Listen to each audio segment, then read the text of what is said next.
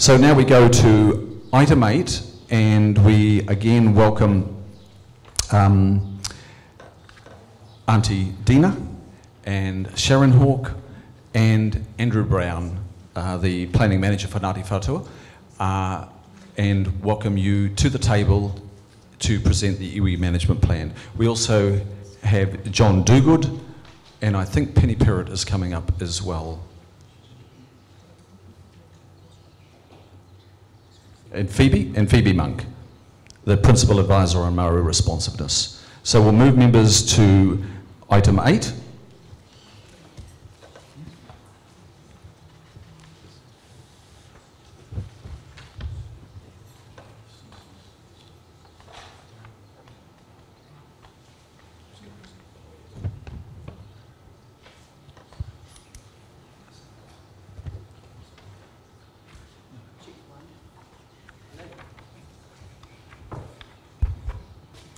Kia ora tātou, tēnā koe, te tiawana Chris, nau koe te mana o tēnei wā, I roto I tēnei whare, e miha kia koe. To the Planning Committee, my greetings again, and reinforce the greetings portrayed to you by our kaumātua this morning. My role is a very simple one this morning, Chris. I'm going to hand it over to Andrew Brown, just to give a brief rundown of our very good iwi management plan.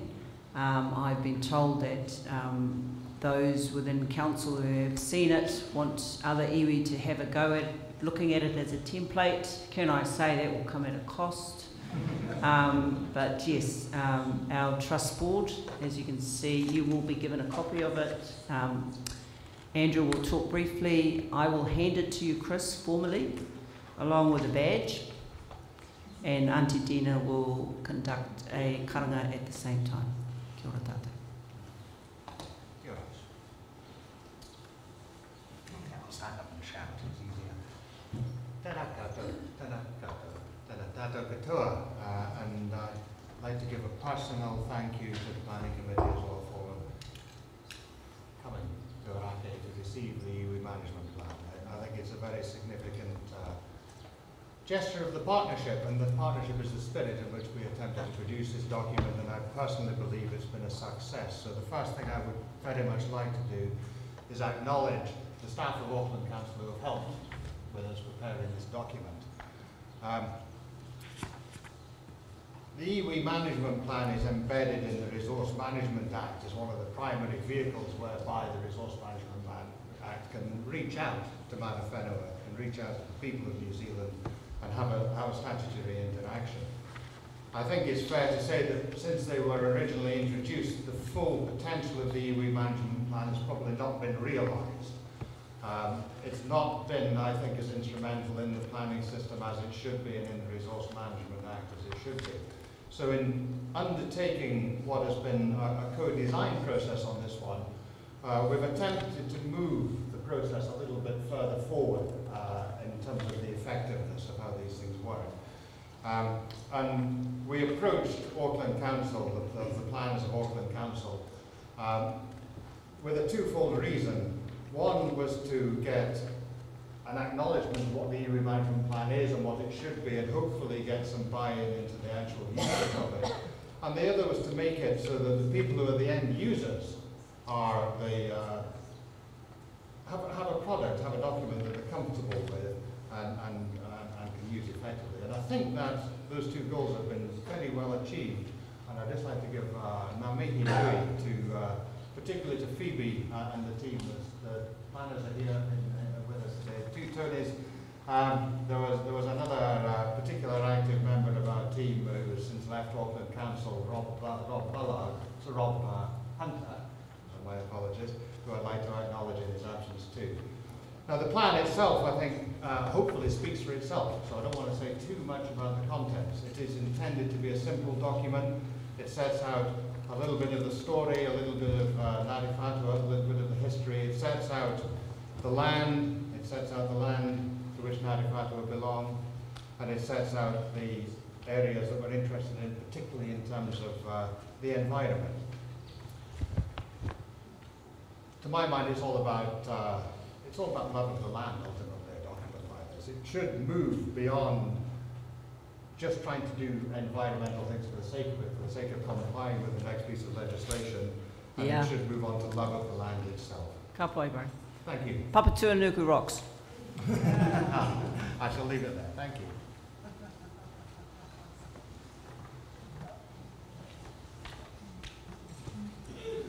Kia koutou ki te pau, kauniera o tō maki e. Ka tuwai tēnei koa kei roka ia koutou katai mana ki hei te aki anu ia mātou e. Tēnā rā koutou.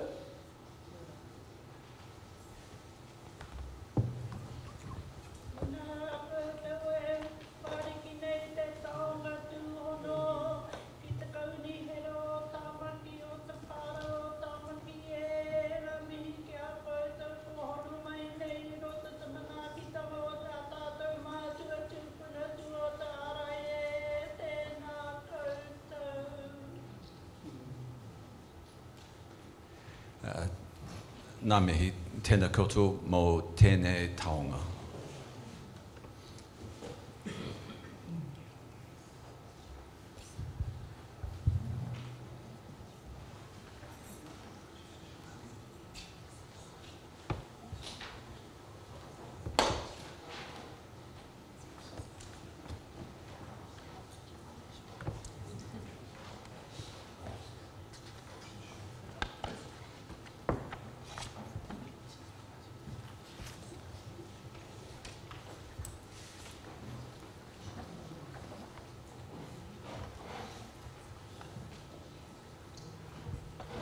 Welcome, John, and welcome, Phoebe.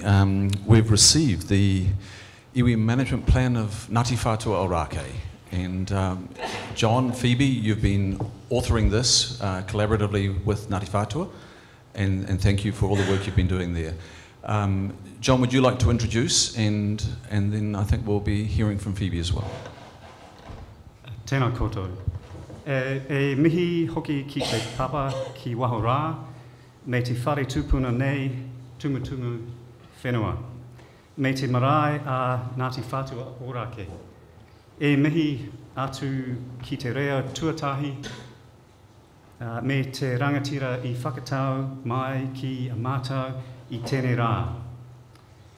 E mihi Whaiadina, Sharon Hawke, Andrew Brown. E mihi kaunui ki te hunga haukainga Ngāti Whātua Ōrākei. Ko Kanepi tuku maunga, ko Esk tuku awa, ko Edinburgh, ko o Koterangi tuku tūranga waiwai. E noho ana ahau ai nei I Ōwairaka. Ko ahau ke he kaunihira, kai whakahaere I te kaunihira o Tāmaki Makaurau. Ko John Duguid toku ingoa. Nō reira, tēnā koutou katoa. Just like to take this opportunity to thank Ngāti Whātua Ōrākei and the team led by Andrew, working alongside council staff to develop Ngāti Whātua's latest iwi management plan, Te Pō o Te Kahu Pōkere. As you'll read in the foreword, there's an element of challenge to Auckland Council and Auckland there, but a positive challenge about a positive future where Ngāti Whātua as kaitiaki are able to exercise their kaitiakitanga within the rohe, working alongside Auckland Council. And the plan really sets out some key principles around tikanga, engagement, early engagement for the development community, for Auckland Council and its own projects, and for Auckland Council as a regulatory authority under the Resource Management Act. Some key principles around the environment, and many of which are very closely aligned to the principles Auckland Council has set through the first Auckland Plan, the latest Auckland Plan, and the Unitary Plan. There are probably some key areas where Ngāti Whātua Ōrākei would like to see the Council go further with some of those aspirations and objectives that are set out in those documents. So I'll briefly hand over to Phoebe, because personally I haven't been directly involved in drafting this plan alongside Ngāti Whātua Ōrākei at all, but certainly Phoebe Monk was key to that, along with several other staff, including Tony Reedy, team leader in my department here at Auckland Council. So handing over to Phoebe now. Tēnā koutou. O tēnā tātou i te whare, ko te mītuatahi kia Ngāti Whātua Ōrākei, tēnei te mihi nunui kia koutou, mō tō tautoko o te kaupapa nei, tēnā koutou. Ki ngā mema o te komiti nei, tēnā koutou katoa, ki ngā kaitautoko ki roto i te whare, tēnā koutou, kia ora tātou. Tēnei au he uri no Ngāti Kairoki Kāwhia o Ngāti Maniapoto-oki, ko Phoebe Monk tōku ingoa, e mahi ana au hei kai whakatere hei ngā whakaututake Māori, mō te tari o ngā rātonga whakarite ture. Kia ora. So my name is Phoebe Monk, and as has been mentioned, I'm the Principal Advisor for Regulatory Services, Māori Responsiveness. I was fortunate enough to meet Andrew back in about a year and a half ago. And that was when we were first asked if we would like to be involved in assisting Ngāti Whātua Ōrākei in reviewing their iwi management plan. And it did seem like a no-brainer, so to speak, and the perfect opportunity for us to be able to work together and to really give effect to Te Tiriti o Waitangi and our partnership obligations under that. So I will just keep it short and sweet. I think enough has been said, and I would like to leave those important words to Ngāti Whātua Ōrākei, but I would like to thank Andrew Rangimārie and Ōrākei who have been involved in working on this project, and also our project team, and Tony Bullard, Tony Reedy, Dee Isaacs and Rob Hunter. So tēnā tātou, it's been a fantastic experience. Kia ora. Kia ora. Thank you, Phoebe.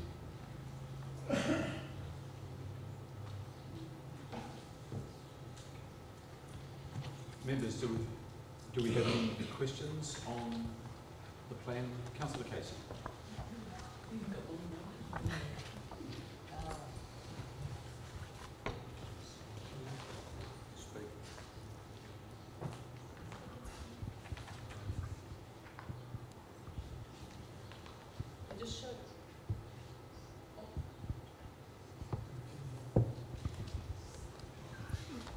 One, two. I think this is a great plan. I wanted to just ask a question. It was probably of Sharon rather than the officers of Outcome 21.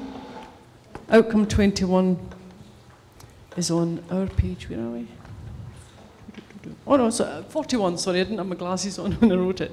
It means acknowledging heritage sites using signage, art, and guided walks. And I think Papatūānuku rocks as well, Sharon, and I wondered if that's well covered there.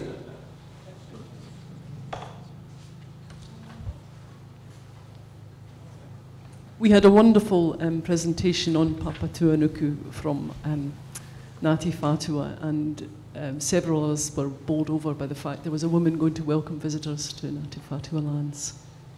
Kia ora tātou. Way to go, Kathy. Way to bring it up. As far as Papatūānuku is concerned, Ngāti Whātua Ōrākei will always honour her memory, will always honour her existence. She is the kaitiaki of us, always will be. There have obviously been some things in the media in regards to the Pou. I'm not at liberty to go into major detail about that, but be assured that Papatūānuku exists in our hearts and in our memories, and will also be something that we can look forward to in the near future. Kia ora tātou. Thank you, Councillor Casey. Do we have other questions at this stage for our kaumātua, the Deputy Mayor, Acting Mayor, who will move formal receipt? Councillor Sayers. Thank you, Mr. Chairman. I guess, first of all, congratulations for an introduction around this document. As you mentioned it could be a template used elsewhere, so that's a great achievement. I do read in here under the statutory requirements. It doesn't actually, the Resource Management Act doesn't specify what an iwi management plan should contain or not, but this seems like a great guideline going forward. So congratulations on that. My question, Mr. Chair, is just in regard to the statutory content. If John or Phoebe, if just fleshing out, trying to understand in relation to the other land use documents that Auckland Council has to consider, could you just explain a little bit further how this document gets used, perhaps, and I'm probably thinking by people like commissioners and others, just how it complements our existing rules and regulations, John, if that makes sense? Absolutely. So, as we've set out in the report, there is a requirement under the Resource Management Act that the council, and any council, takes into account iwi management plans within the council area when developing plans such as the unitary plan or any changes to the unitary plan. It is a matter that the council must have regard to, must take into account the content of an iwi management plan that's actually lodged. So we're at the point of formally having the plan lodged. So this will be a plan that the council must take into account with any future plan changes to the unitary plan or a full review of the unitary plan at some future point in time. So that's in terms of plan making under the Resource Management Act. In terms of decisions on day-to-day individual resource consent applications, again, it is a matter that councils can take into account. It's not mandatory, but it's something that councils can and ideally should take into account for all resource consent applications. There is a limitation as to how much weight documents that sit outside the unitary plan can be given on individual resource consents, so there's a little complexity there, but certainly for any significant development proposals that will be discretionary or non-complying, those sorts of things under the unitary plan, then it's something that the council should be taking into account, absolutely. So that's the sort of the statutory context there. In terms of plan making, it's a must. This is a document that the council must have regard to. And in terms of resource consents, it's a may, but certainly on anything significant, it is something that officers would be drawing to the attention of decision makers, be they commissioners or decisions that delegate to staff. So hopefully that answers the question. That's ideal. Yep, thank you very much. Thank you, Councillor Sayers. Are there further questions? Oh, Councillor Hulse. Is it working? It is. Kia ora koutou katoa. Huge acknowledgement, aroha to Ngāti Whātua Ōrākei, and to thank everyone for that wonderful warm welcome. It's always extraordinary to be in this amazing wharenui. My question is sort of a question and also, I guess, a bit of expression of delight. I notice when you look at the Ngāti Whātua Ōrākei, but all here it extends to my patch, so a large part of what was old Waitakere City and is now the Waitakere Ward is part of this. So I've got two questions, Mr. Chair. It is, first of all, the management plan and the integration with the relationship with Te Kaurau Amaki, and secondly, just the relationship with some of our planning documents that relate to the West, and of course the Waitakere Ranges Heritage Area. It seems to me, reading the document, that everything we do and are doing is completely congruent with that. But just to see, do we need to amend some of that work to put this clearly in the mix where it needs to be? John? Yeah, so from my knowledge of Auckland Plan, the council planning documents as they relate to the Waitakere area, from what I can read, there's a very strong alignment, and I suspect we don't have to do much more. I think we are very much aligned with Ngāti Whātua Ōrākei, as I mentioned before, including to the west of Ngāti Whātua Ōrākei's rohe. So that's just my perspective on it, but I think it's something that as staff we need to sort of review that and work with Phoebe and others across the different council departments to just see that we are aligned. But I think it's important to hand over probably to Sharon to give her perspective on it. Kia ora, John. Kia ora, Penny. One of the things that we have managed to do outside of being in the media foray is have and secure our relationships with those named in here. Kawero Amaki, we definitely are always talking with them, with our cousin, who it's always hard to get him, but when we do, we sit down and we talk with him quite a bit. And also with Ngāti Paoa recently, we had an agreement of sorts signed and witnessed in this whare. There was another version of it redone some months later. And so we have an agreement with Ngāti Paoa in that we will acknowledge their mana whenua-ness in parts of the Auckland Isthmus, and they will also recognise ours. So it is a iwi agreement amongst ourselves. So what we've written here definitely has their stamp upon it, I assure you. As for the other 11, hei aha, that's another story. Thank you, Sharon.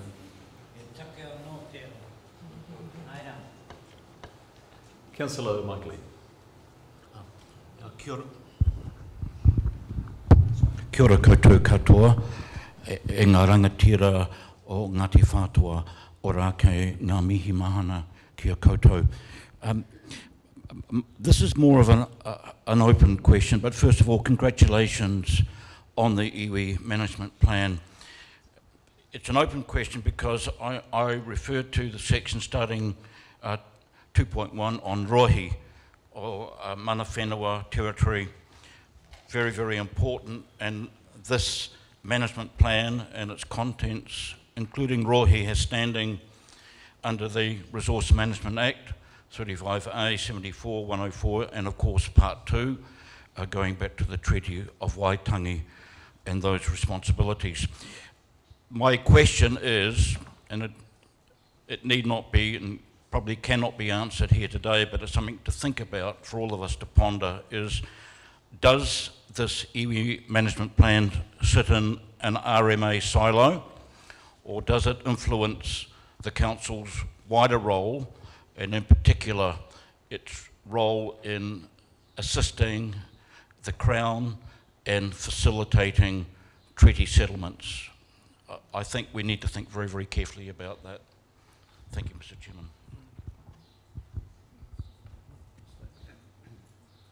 Thank you, Councillor Lilly. I think that, can we receive that as a statement and a contribution to the meeting? Thank you. Councillor Wayne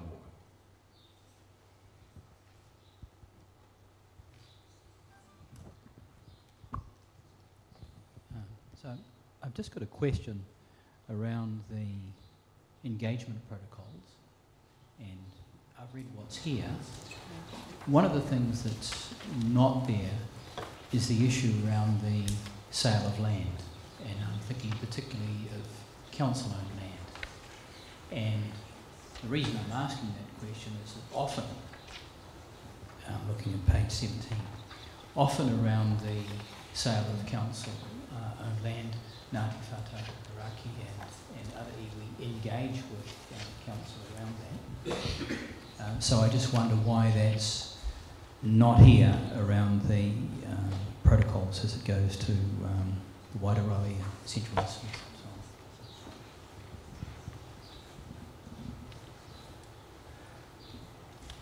Councillor Walker, can you just, we're on page 29 of the agenda, is that correct? Page 17 of the plan itself. And can you just draw us to the paragraph that you're referring to? The paragraph I'm referring to is the paragraph that's not there. Well, kia ora Councillor Walker. In our belief in writing this, we believe 3.1 says it for us. In terms of sale of land, we undergo several processes with the Crown in regards to when they dispense with Crown land within our primary area of interest, and that's under the RFR, under the Ngā Mana Whenua Act, which Ngāti Whātua never liked in the first place. however we engage upon it in that way. In terms of, sure, if you want to sell any of your land back to us, we're happy to discuss that. I don't think it needs an iwi management plan for you to come to us to engage on that, but I really appreciate your point on that. But Ngāti Whātua Ōrākei seek engagement on any matters which affect the lands. I think that's quite clear about how that is. But also, just in terms of that map that you saw, just to remind you on page 12, that is the primary area of interest that was in the legislation of Ngāti Whātua Ōrākei settlement. So we've only repeated what has been legislated in terms of our primary area of interest, in terms of the rohe. Kia ora, Sharon. Member Wilcox. Thank you. E mi ana ki a koutou e ngā whanau o Ōrākei, e akataua nei, te kaupapa nei. I suppose my question is to John and the team. Is this the only one we have? And are we, I'd just like to acknowledge that the whānau have obviously found this really quite enjoyable as how it's gone forward. So are we progressing with any other within council or any other iwi management plans?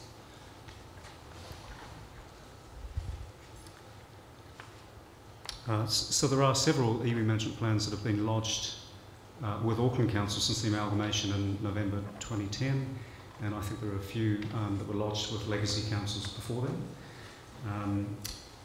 We did have a record in the committee report saying the number, from memory it's 7, but it is in the report somewhere, the exact number. But in terms of going forward, we note in the report that we're not currently working with any mana whenua groups, iwi or hapu, on iwi management plans, but subject to our resourcing and our own internal capacity, that opportunity is there, and it's something that we will explore in our ongoing discussions with mana whenua and various forums. But right now we're not actively providing the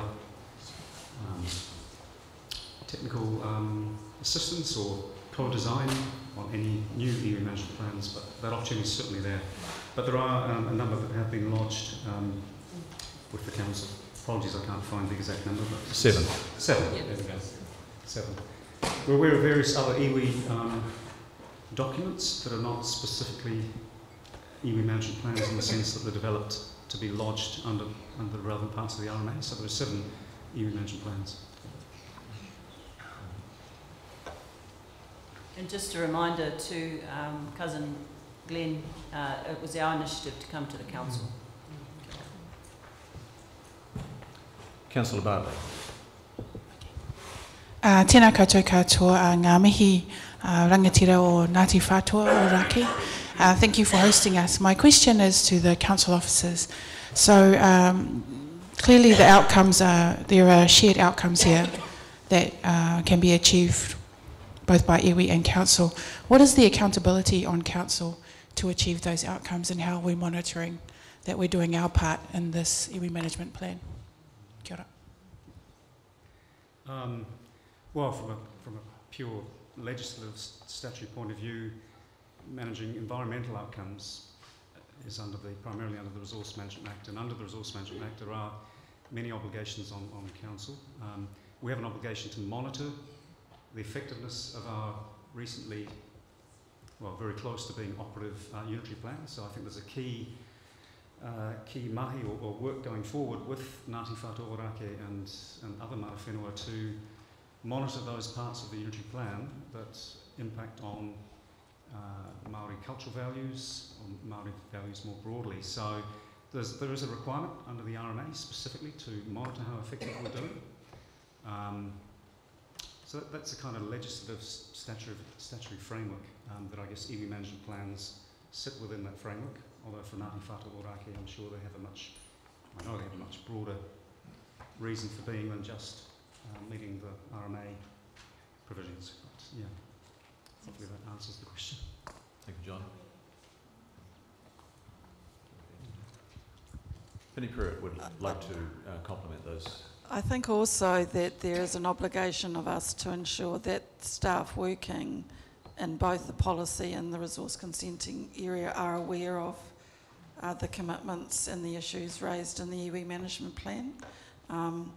It hasn't always been in the past, and you know, we're fairly good at doing plans and then not ensuring that the people who need to be aware of what's in them are actually educated on what is the intent of the plan and what are the outcomes that are being trying to be achieved, and that will be something that Phoebe has the role certainly in regulatory services and no doubt through plans and places to work with Ngāti Whātua about how we can ensure that our staff are aware of what is in the plan.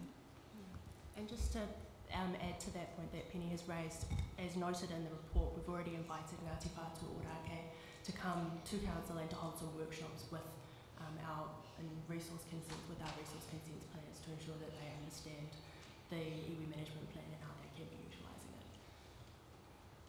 Thank you. Further question from Councillor Walker. Sure. First off,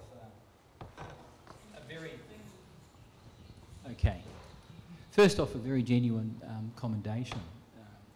I think that what's in here in terms of the coverage across transport, energy, water, chemical-free design, climate change, trees, biodiversity, access, stormwater, wastewater, and so on is just wonderful. It's really great stuff. So that's a commendation. I've got a question, and that is that given that this is an organic, dynamic document, where is the mention, the provision in here for updating it? Because I was looking for that and maybe I missed something. So I just wonder if that's just an omission.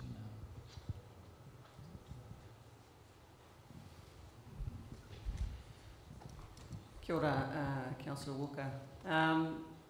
If you take a pen, we can all write in it to be reviewed in 12 months' time, and I'll sign it for you.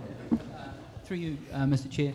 I'm not after a rapid response, but I'm just suggesting that maybe some thought could be given to that, because obviously there's a whole lot of stuff in here that's going to change and adapt, and iwi are onto that. Yeah, all kidding aside, Councillor Walker, we will definitely, our staff will be on the tail of these two in regards to the follow-up, and I appreciate, Councillor Bartley, your question, that we will be always wanting to push forward the documents we put in front of you.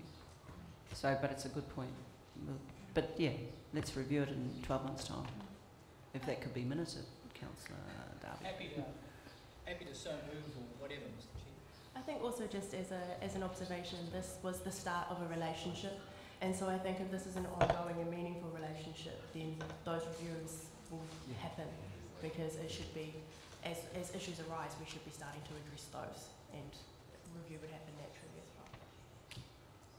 Thank you, Councillor Walker.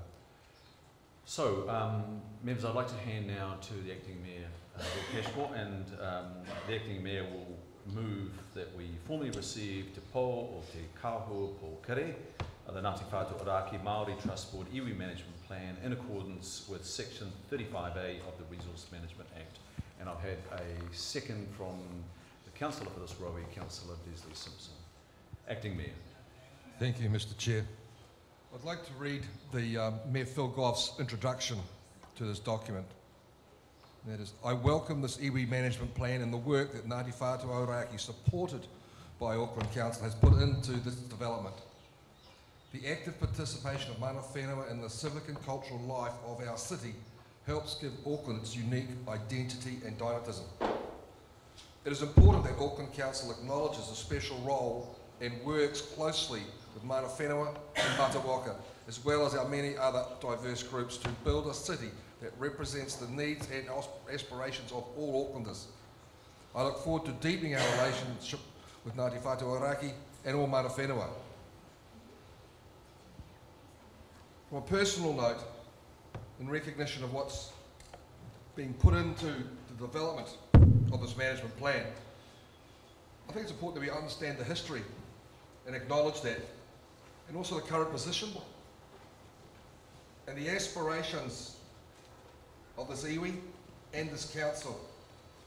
The key principles, the measurement criteria, and the future of how we want to grow together. This is a living document. It is a relationship, as Phoebe said.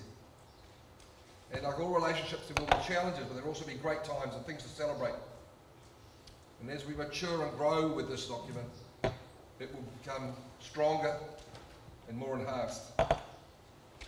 It is a living document, and it will have longevity. Thank you, Mr. Chair. Thank you, Acting Mayor Bill Cashmore. Councillor Simpson. Thank you, Mr. Chairman. Tēnā koutou katoa. I too welcome this management plan and the work Ngāti Whātua Ōrākei have done, supported by council staff, into its development. The active participation of Ngāti Whātua Ōrākei as mana whenua is key for the development of Tamaki Makaurau. Through collaboration with you and us, greater outcomes can be achieved for the environment, for the economy, for iwi, and for the wider community of Auckland. Iwi management plans have a statutory basis, as we've all heard, in the resource management. But for me, that's not just why they have my support. If kaitiakitanga is embedded into mainstream policy documents, it's hoped, and the report says, you will not need to be so actively involved in individual resource consents. It should save us time, but of course that remains to be seen. But kaitiakitanga requires reciprocal and balanced relationships with the land, the sea and each other. Everything is interrelated and mutually dependent. If the land and sea is polluted, then the health of all of Auckland will be affected. Kaitiakitanga also speaks to the notion that nature and culture cannot be separated. At the end of the day, Mr. Chairman, this plan is stage one. Kanohi ki te kanohi is still paramount. Face to face, keep talking. There are no financial implications associated with receiving this plan, but Te Po o Te Kahupokeri is a first. It's a significant milestone, it's a significant day, and it's fitting that we are here at your place to formally receive it. Nō reira, tēnā koutou, tēnā koutou, tēnā koutou katoa. Kia ora, kia ora, Councillor Simpson. Are there other speakers to the motion, members? Members, I think Councillor Walker. Just the inclusion of something to the effect that you know, there can be some modifications as a consequence of issues raised at this meeting. I think we've heard that, and I'm of the opinion we don't need to alter the motion. I think it's recorded by the voice of those that have said that in this wharenui. So members, thank you. I think the speakers on behalf of the council, the acting mayor and Councillor Simpson, I think they fairly reflect the contribution of us all to Ōrākei in support of the formal receipt of this very important iwi management plan. So I'll put that to the vote, and before I do so, again thank Sharon. Auntie Dina was with us here before, and all those that have contributed, particularly on Ōraki's side, and the collaboration with our council staff, the willingness to arrive at this point. Moved by the acting mayor, seconded by Councillor Simpson. All those in favour say aye. Aye. Aye. To the contrary, no, and we declare that carried and we record it unanimously. Thank you.